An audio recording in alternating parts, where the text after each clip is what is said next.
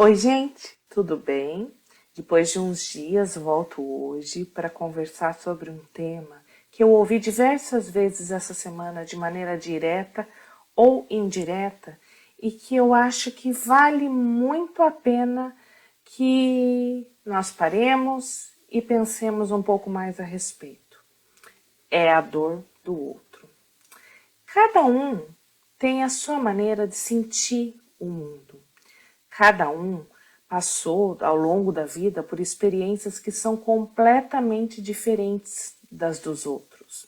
Então, quando nós vemos alguém sofrendo por um motivo, seja ele qual for, nós não sabemos em que estágio aquela pessoa está de tolerância da dor, ou seja, quantas vezes ela já passou por outros momentos de estresse, de dor, de sofrimento nos últimos tempos. Nós não sabemos que tipo de relação a pessoa tem com aquilo que está causando sofrimento, por exemplo. Pode ser a perda de um animalzinho de estimação, e essa perda ela pode vir de uma maneira tão intensa como se fosse a perda de um filho, a perda de um familiar. E aí é muito fácil alguém de fora, por exemplo, chegar e dizer que a pessoa está exagerando, que ela está sofrendo demais, que é só um animal, que depreciando mesmo o fato de ser tanta dor por alguém que não é humano, por exemplo. O que a pessoa não sabe, por exemplo, é que essa pessoa ela pode ter uma relação, um vínculo extremamente intenso com esse animal. Esse animal pode ter sido aquele que estava junto no momento em que um pai morreu, ele podia estar junto no momento de uma separação, ele podia ser o único ser presente e vivo que estava fazendo companhia nos momentos de maior solidão da pessoa. Né? E o animal, né, como a gente deu o animal de exemplo, ele é um serzinho que ele dá muito sem receber em troca, né? Então, se ele morreu, a gente não tem como julgar.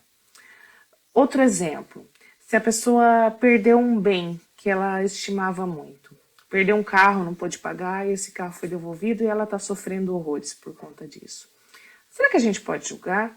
Será que a gente sabe o quanto de sacrifício financeiro a pessoa fez para poder comprar aquele carro? Será que a gente sabe se aquele carro está suprindo uma necessidade para a própria autoestima da pessoa, que ela se sentia mais importante ou mais valiosa por ter aquele carro? Né? Então, será que a gente pode julgar se ela está sofrendo por uma perda de um objeto? A gente não sabe o quanto aquele objeto influencia no emocional daquela pessoa. Né? Então, também não dá. Da mesma forma, perdas de perspectiva, né? Se a gente olhar por perspectiva. Então, alguém está sofrendo porque perdeu uma amizade. E aí vem o outro e fala, isso não é problema, fulano perdeu uma perna, Beltrano perdeu um filho. Só que assim, a gente tem que olhar na perspectiva da pessoa que está sofrendo. Porque para ele, aquela dor naquele momento é a maior que ele tem. Será que ele já passou uma dor tão mais intensa que pode comparar com aquela outra? Né?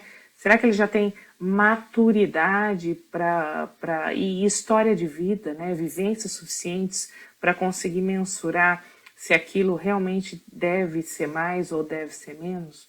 E outra coisa que eu falei agora de pouco é essa questão da gota d'água. Será que realmente a pessoa já não passou por tanta coisa nos últimos tempos que aquela dor que o desestabilizou, que desestabilizou essa pessoa, não é o último grãozinho, a última gota d'água antes do copo transbordar? Então a gente tem que tomar muito cuidado antes de subestimar, antes de julgar, antes de condenar, porque cada um tem a sua história, cada um tem o seu momento, cada um tem o seu sentimento e ele merece ser respeitado. Então esse é o recado. Antes de falar, se for para julgar, fica quietinho. Eu acho que é onde a gente consegue a decisão mais sábia se a fala não for para ajudar, que seja o silêncio. Ele que vai trazer as melhores recompensas a longo prazo. É isso, gente. Obrigada por assistirem. por se manterem fiéis sempre aqui com o Outra. A gente tá cada vez mais feliz com essa proximidade nos vídeos. Quem gostar, curte. Quem não gostar, critique, comente, acrescente. Estamos juntos.